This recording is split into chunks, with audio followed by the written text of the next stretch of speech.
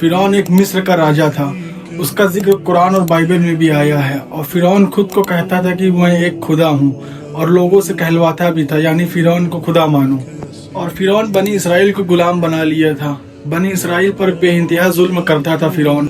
और अगर बनी इसराइल में कोई भी लड़का पैदा होता तो उसको मरवा डालता था।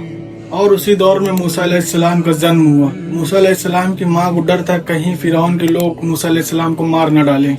लेकिन अल्लाह के हुक्म से मूसा अलैहिस्सलाम को उनकी माँ ने एक संदूक में डाल करके नील नदी में छोड़ दिया। और अल्लाह की बादशाहत देखो, जो संदूक था वो फिरौन के महल के पास पहुंच गया।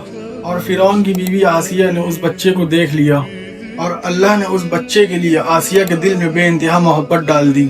और आसिया ने फिरौन से कहा इस बच्चे को गोद लेने के लिए। और इस तरह मूसा अलैहिस्सलाम फिरौन के महल में पले बढ़े।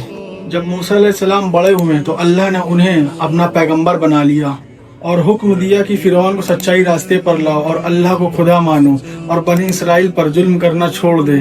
और मूसा अलैहिस्सलाम ने फिरौन से कहा तू खुद को खुदा मत कह, खुदा सिर्फ एक है, वो सिर्फ अल्लाह है और उसी की इबादत कर। लेकिन फिरौन ने इनकार कर दिया।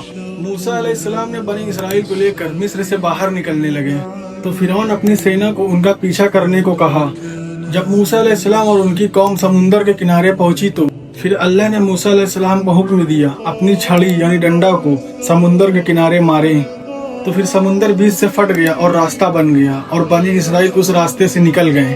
और जब फिरौन और उसके लोग पीछा किए समुंदर फिर से जुड़ गया। और जब फिरौन डूब रहा था तो वो ईमान लाने लगा था। वो अपने मुंह से कलमा पढ़ने लगा, लेकिन फरिश्ते उसके मुंह पर मट्टी डालने लगे ताकि वो कलमा ना पढ़ पाए।